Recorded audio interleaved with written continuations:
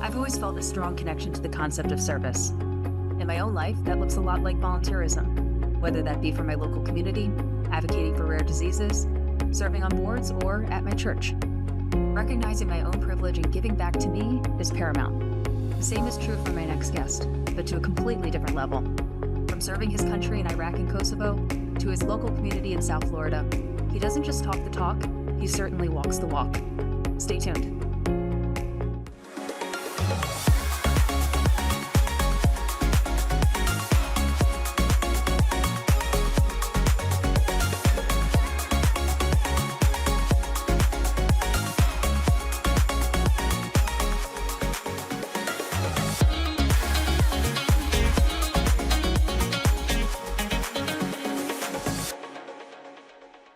Welcome to Invest Insights. I'm your host, Abby Lindenberg.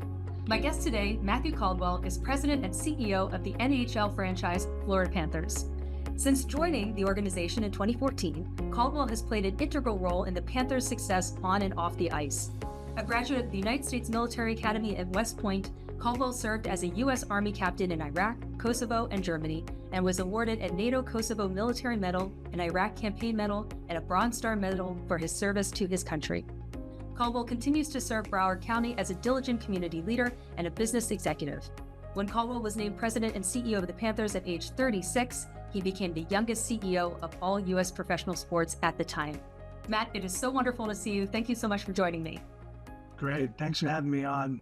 I don't think I no longer have that title of youngest CEO in sports, but, 2016 it was. Much older now. And Who beat 8 you? years older. I don't know. I'm just assuming that, I'm 44 now. So just turned 44. I'm sure somebody's got me.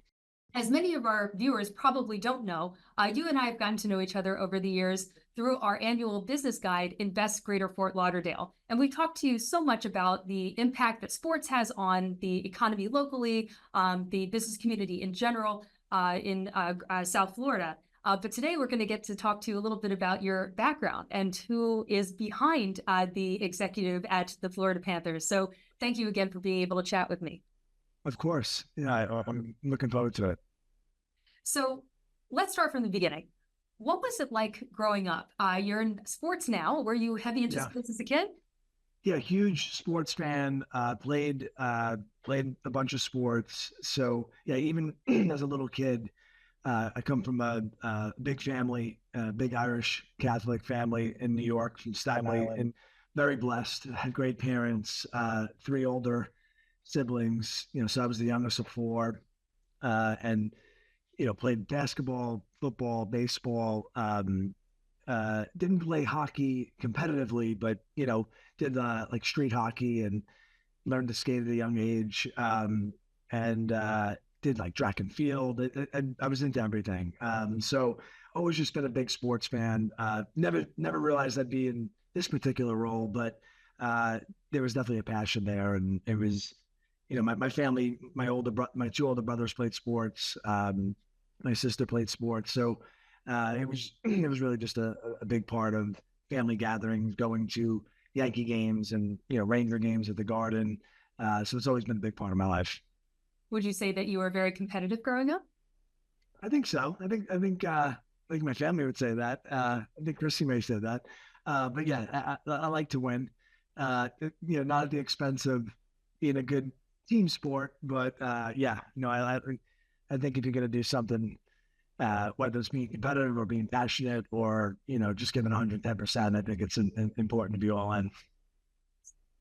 What was your first job and how did it shape you? So actually my first job, I was in high school and I was like a busboy, like for, waiting tables at a restaurant in Staten Island where I grew up. And, it was great. I got to kind of work at the bottom and, deliver water to tables, see if someone needed another drink. Couldn't deliver alcohol. I was only 16 years old, but would tell the waiter, hey, that person needs some wine. And it was great. I did weekends, met a bunch of people through the restaurant business. But that was like it was part-time. It wasn't, I was in high school. So, but then I went to the United States Military Academy at West Point, and then which is 4-year college with a lot of military training, a lot of physical training, a lot of sports. Even if you don't play one of their Division I collegiate sports, you're required to do intramurals. It's important for West Point grads to be leaders in the Army to compete, on and off the field. They'll say so. I did all that through college, and then I went into the Army. So probably my first like real official job full time was, second lieutenant in the U.S. Army. Yeah, and I want to get into your military career. Before you even decided to go to West Point, did you grow up with a sense of duty, a sense of service in your family? Was that something that you learned growing up? Yeah, absolutely. My father was a New York City cop, 35 years, NYPD, and I loved hearing his stories. I loved listening to him, and how much pride he had in New York and in the police force. Uh, you know, it's actually pretty rare. I didn't have any real military background in my family. My mother's side of the family, they got like a great grandfather and a few relatives, but I didn't know them that well. So it wasn't like they were, in my ear, if you will, about joining the military. But I was in public school my whole life. And then when I got to high school, I went to a Catholic high school on Staten Island, St. Joseph by the Sea. And the principal of the school, was a priest Monsignor was the title because he was the principal of the school. And he was a huge proponent, specifically at West Point. He saw that I was doing well in school, saw that I played multiple sports, and said, "This is the place for you." So he goes to show you, the mentors that you have in your life and the effect that they have on you. And I pursued it. It was a long journey, very tough application process. Could never get in today. It's gotten even harder. That's how it all took off. But it started from my dad being a police officer, and my family was always had great respect for the military, but it wasn't something that we talked about at the dinner table. Absolutely. You mentioned your dad, you mentioned Monsignor at your high school. Were there any other people growing up that impacted you, and how? Absolutely. Speaking of sports, my intermediate, kind of middle school gym teacher, Mark Canizaro is his name. He was a gym teacher at the time. He went on to be a principal, and I think he was actually the head of like all principals in New York City. So he clearly was on a very fast track, and just a wonderful man. Was very tough on me, very accountable, with all students, but super inspiring, and I love sports. So, he's someone that I've always stayed in touch with to this day. Then when I got to high school, I mentioned the Monsignor, but we also had a very strict dean. His name's Rudy Tafuri, who is really like a second father to me. Very intense, big Italian man, very strict.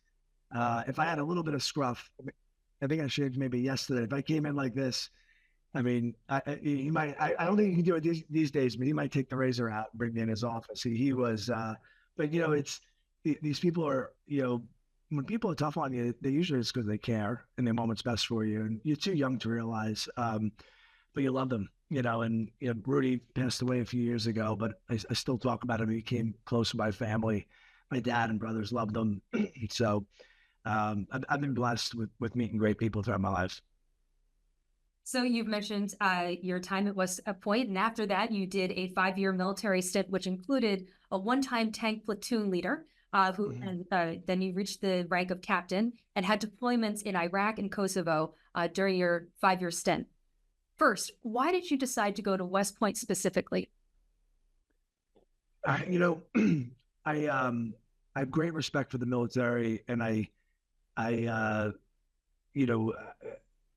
it's really inspiring that 18-year-old men and women will go and join, and 95% of the military, don't quote me on that stat, but overwhelming majority, they enlist. They get out of high school, they enter the Army or Navy or Air Force, and after 4 or 5 year stint, they use the GI Bill to then help with college. I was ready to go to college right away, so really the options to do that are the military academies. There's also ROTC and some other things, but the military academies are super prestigious. And for me, back to that Monsignor, he was very big on West Point's education, their leadership training, their history. They have their history department has an incredible quote. It says, much of the history we teach was made by the people we taught." And when I read that line, I was like, "Wow, this is pretty cool." And they, it wasn't necessarily like an Army over Navy or over Air Force thing. Nothing against Annapolis or Air Force Academy or the other ones, but I'm a little biased, but I think West Point's the best one. So that's why I zeroed it on West Point. What was the biggest takeaway from your time at West Point? I think the biggest thing is really being humble. They have all these 17, 18-year-old kids. A lot of them were head of their class, quarterback of their football team, class president, and you're going to if you're a teenager, presumably you're going to let that go to your head. You're going to think that you're special and, you're blessed and anointed. But those are great stepping stones. But West Point, they kind of break you down and build you back up. You come in, you go through a boot camp, and they really teach you about teamwork, relying on others, helping others. Obviously, if they're going to ask you to serve, your country and put your life on the line, you better be willing to help, the person next to you, and you got to shine shoes for an inspection. And it was, you have a lot of highly ambitious, competitive people, like you mentioned, but sometimes that breeds ego and doing anything to make themselves look good. And I'm all about being competitive for sure, but not at the expense of the person to your left or right, or not at the expense of breaking the rules, or and a lot of times ambition can take over people and just result in negative effects. So I think West Point does a great job of teaching you to be the best, to commit to excellence, but also stay grounded, stay humble. There's plenty of people out there a lot smarter than you, a lot taller than you, a lot stronger than you. Keeping you grounded, because ultimately you get out and lead people. They don't care about your intelligence or what school you went to. They care about how you treat them and how you lead them. If you lead by example, you don't just bark orders. So if you want real respect and real inspiration, you have to earn it. You don't just point to your credentials or point to your resume. And then after you graduated, you spent time in Kosovo, Iraq, and Germany. Can you remind us a little bit what was happening geopolitically at the time? And, what was your experience during those moments? Yeah, it's so 9/11 happened during my senior year at West Point.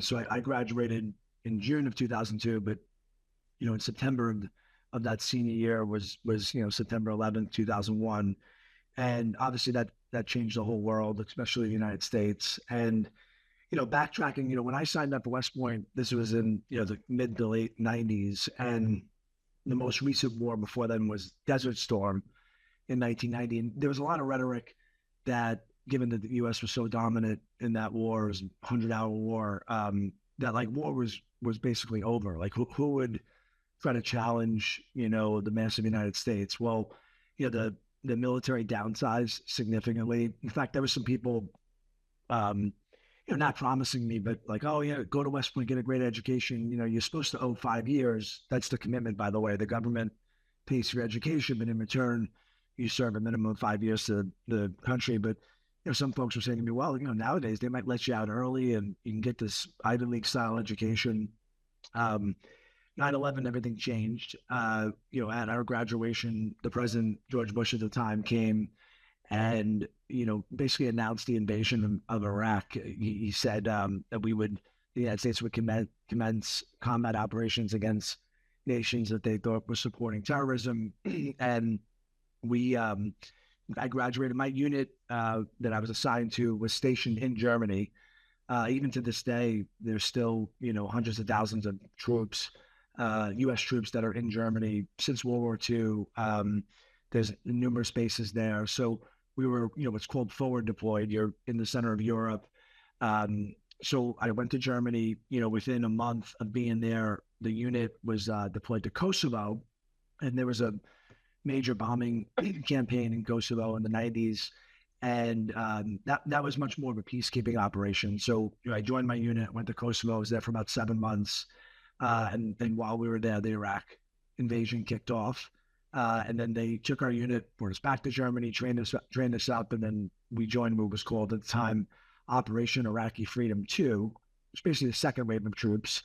And even prepping for that, there was a lot of rhetoric that war was coming to an end.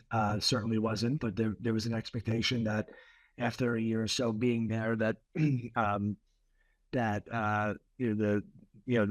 was coming to its conclusion. So we were somewhat preparing for a peacekeeping operation there, similar to Kosovo, and that couldn't be further from the truth. And roadside bombs and massive attacks, and especially when we tried to do the transfer of authority to the local Iraqi government, lots of fighting, things that I never imagined or ever see in my life. But got through that, and then I got back to Germany again, which was our home base, and I moved to like a training unit. So given I had all this, peacekeeping and now combat experience, I was promoted to a captain, and I helped troops as they prepared to go to Iraq and Afghanistan. But then ultimately my 5-year commitment hit, and that was, I still say to this day, that was the toughest career decision I've ever made. I loved being in the military, and I love serving and giving back.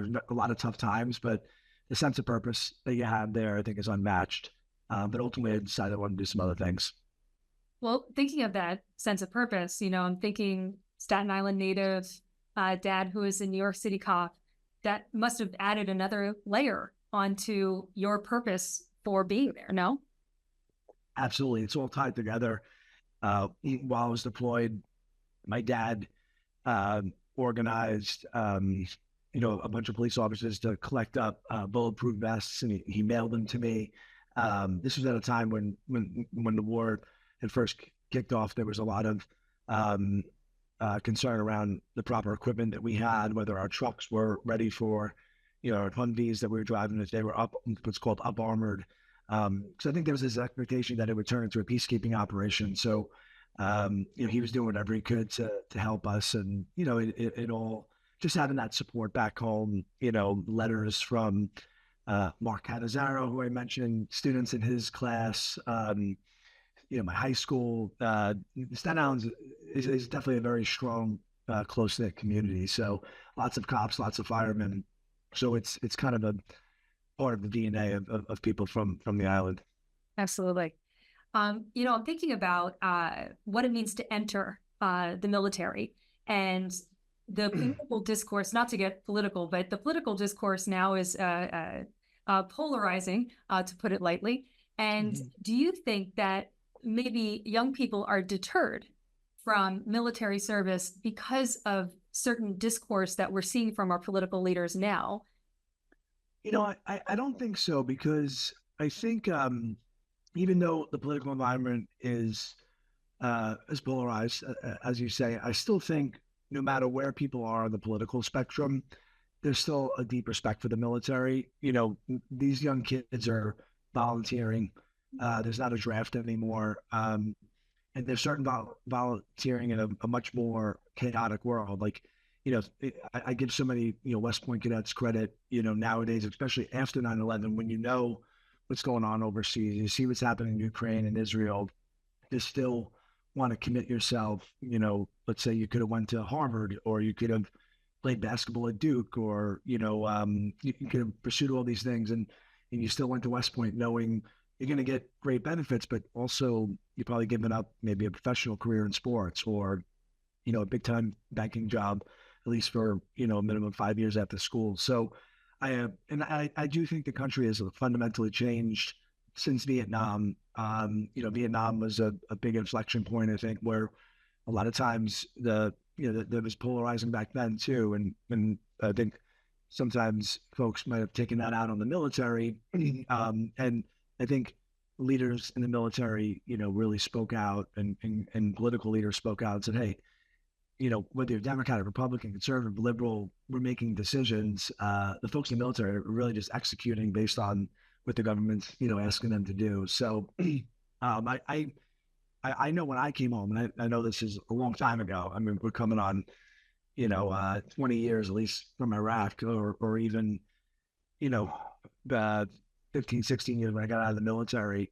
I was welcomed with open arms by all people in the political spectrum. And I would venture to say that that's still happening today. And I'm sure there's some folks that, there's always a few bad apples, but I can't, I'm not going through it, but I still feel that deep respect for the military. Absolutely. So you got out of the military, and then you ended up going to Northwestern University, where you got your MBA and law degrees. Was one not punishment enough? I was just saying, it's funny. Before you even said that, I was like, wow, I guess I am a glutton for punishment. It's you can ask Chrissy, I don't mind if people want to know about my background, but I'm not like thinking about it all the time. But when people, read something from the resume, there are little light bulbs that go off. Yeah, listen, getting out of the Army, I had all this great leadership experience, real world combat experience, but I really didn't know anything about the business world, civilian world. And there's still a number of big corporates that would hire folks right out. But I thought, I was running and gunning for so long. I was overseas for so long. I thought a good natural kind of interim step would be to go to graduate school, like just in general. So I was definitely more looking at MBAs. That was more my interest. I saw myself getting in the corporate world. But Northwestern had this great integrated, actually 3-year program. Usually law school itself is 3 years. So I said, you know what, let's just, if I can get in, why don't we just throw in the law degree? But loved law school, loved the training, spent one summer at a law firm. And, I said to myself, I have great respect for lawyers, but I don't know if I can, read documents all day and edit. And it's a very, very disciplined skill. So that's why I went right into finance. Exactly. And so yes, it led you to Goldman Sachs, which is where you met Vincent Viola, who owns the Panthers, and where you've been ever since 2014. How did you meet him? So he was a large client of the firm. We had a lot of, I was lucky enough to, work with him, kind of service his account. He worked with the investment banking group, the investment management group. He certainly took a liking to me.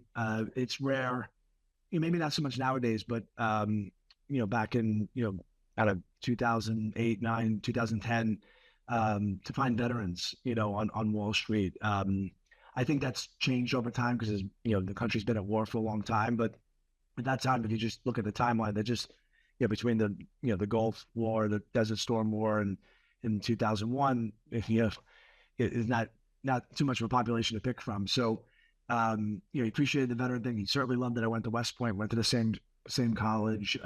He loves West Point. He's a huge supporter. And then we were both local New Yorkers. He was from Brooklyn. I grew up in Staten Island. But I'd say most importantly, forget everything I just said, we both had crazy dads who loved us and would do anything for us. And, Vinny and I would share stories. We would talk business all the time, but then, kind of wrap up with family stories. And Vinny, and this is a whole rabbit hole, but, I would tell stories about my dad, and he would literally like interrupt me halfway through, 5 minutes through. Like, he would know the endings because, like, his father was very similar, very blue collar. I think we just had so much, connections to kind of feed off. So, when someone proves themselves to you professionally and then you have a personal connection, it really clicks. So, yeah, he eventually hired me away from Goldman. I thought I was going to be there the rest of my career. I loved it there. It was certainly another competitive place. I've been there for 4 years. I've become a vice president. Had great mentors there. And that wasn't such a hard decision, though, because as much as I enjoyed working on Wall Street, he was super entrepreneurial, had businesses across all different industries. I didn't know it was going to end up on, running a sports team, but I had faith that, joining him. He has what's called like a family office. It's a term for folks that are, have, a lot of assets, certainly a lot of wealth. And, so I first started in his family office looking over all his investments. And one of those investments at least became the Florida Panthers. So, Vinny's certainly hands-on, like most, first generation self-made folks. And, after a few years of kind of consulting and being like an owner's rep, he said, I'd rather, it was a massive turnaround situation. So we had to do things differently. We couldn't follow the normal playbook of sports. So he took a risk on me, someone young, certainly didn't have, just because you like sports doesn't mean you know how to run a sports team. But, he also had faith that I would work hard. I would find the right people. We certainly don't think we're the subject matter experts at things, but, interviewing, diligence, research, and then getting to the right folks that fit within your culture is important. So that's taken us a little bit of time, but here we are now, I guess 8 years later since he named me CEO. And, we're pretty happy with the progress, but we're certainly not done. We have a lot of work to do. A lot of people talk about hard work versus luck. And it seems that, you've had a lot of hard work, a lot of grit in your life, but also a little luck here and there. How do you balance those two? Yeah, I say there's a quote out there. I'm going to butcher it, but it's something along the lines of,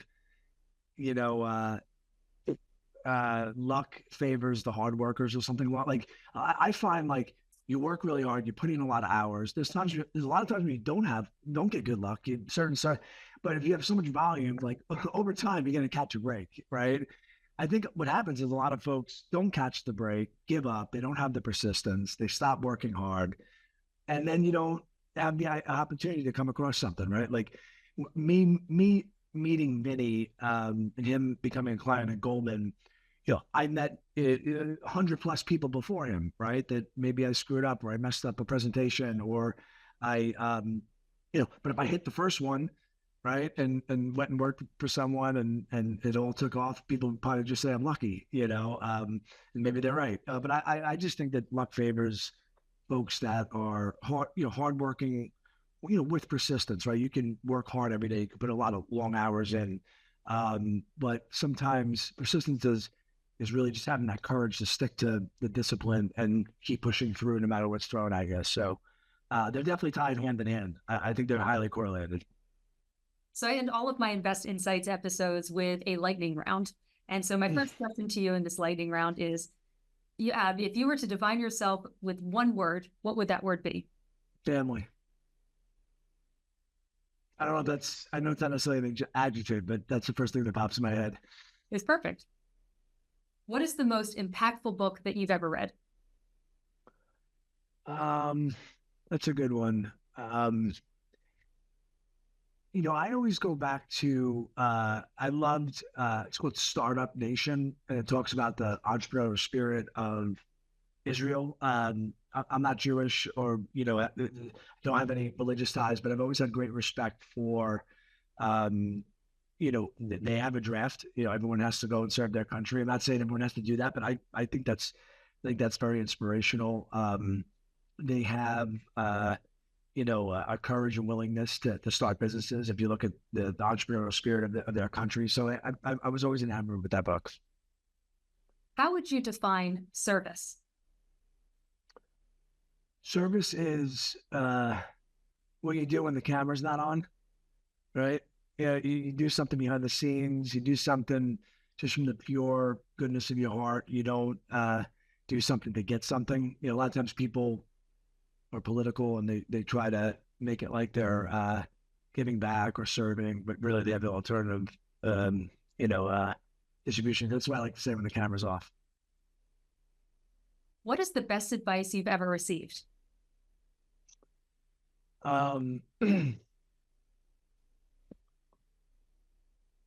Vinny told me when I first started working for him that I referenced ego early on, but he said that ego was the source of 99% of problems in business. And I remember like when he said it to me, I was like, oh, that sounds high. Maybe it's 75%. And I can tell you, 10 plus years later, it is 99%. If you go back to especially internal friction in a company or, a strategy, people not being aligned, usually comes back to people's own ego. What makes you happy? It goes back to, family again, being with my kids, being with my wife, just relaxing with them on the weekend, seeing my family, seeing my wife's family, but my wife's sister's in town this week, seeing how happy she is. We have very hectic lives. Usually I cause a lot of the chaos with my schedule. So, it's always nice to be, with family and close friends. And if I were to forget everything that you said today, what is the one thing you'd want me to remember? Just work hard. At the end of the day, nothing comes easy. You see people, if they got lucky once or twice, they're super smart. They had, great grades. That's awesome. But you can't coast through anything. I've never earned anything without just an extra amount of effort I thought it was going to be. So nothing, if something's easy, something's wrong. I can promise you that. Well, thank you so much. That was Matthew Caldwell, the president and CEO of the Florida Panthers. Matt, thank you again for your service. I appreciate it. Thanks for the time and covering all the background. That was fun. Thank you. You've been watching Invest Insights with Abby Lindenberg. Don't forget to join Abby and your next guest, Daniel Marcos, co-founder and CEO of Growth Institute. Please remember to subscribe, like, and follow. For even greater depth, subscribe to our website to download our annual business reports and register for our all-encompassing newsletter. And never miss a single insight. For Invest Insights, thanks for watching.